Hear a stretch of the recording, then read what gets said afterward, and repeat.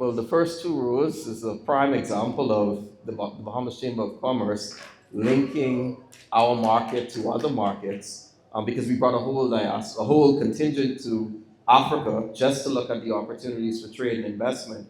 So that's one of the things we do. But we're also creating linkages not only through our businesses, but access to capital, access to finance, access to different markets. And what it does is it allows for the chamber to be that catalyst of change, as we were talking about today, but also that bridge.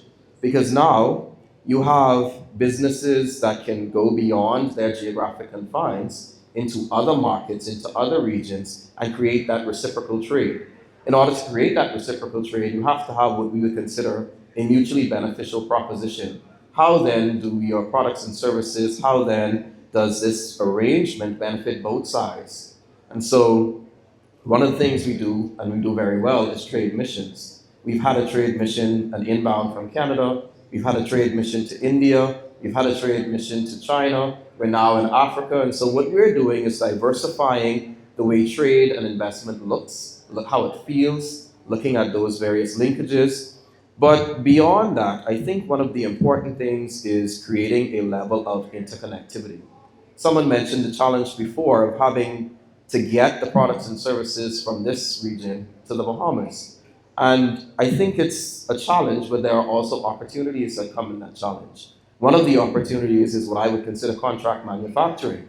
Why can the products and services not be manufactured in the Bahamas using the same prototype or profile that's provided? Contract manufacturing happens every day. Another aspect is franchising. We can simply franchise the business so that we can have a satellite office in the Bahamas rather than trying to get the products and services all the way from this side of the world. They would already be there.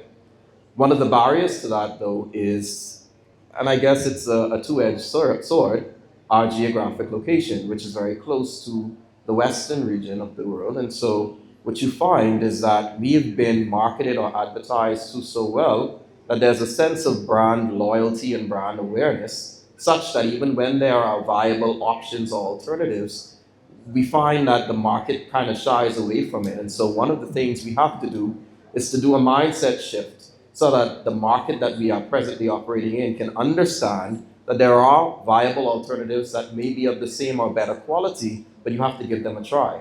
But also we have to have the conversation to say, these are the things that are available. These are the viable options. This is the reciprocal trade arrangement. This is the mutually beneficial proposition. And this is where we go from here to ensure that the trade and investment that we create, or those seeds that we plant, continue to be watered and bloom into great fruit. Thank you so very much. So indeed, Karen,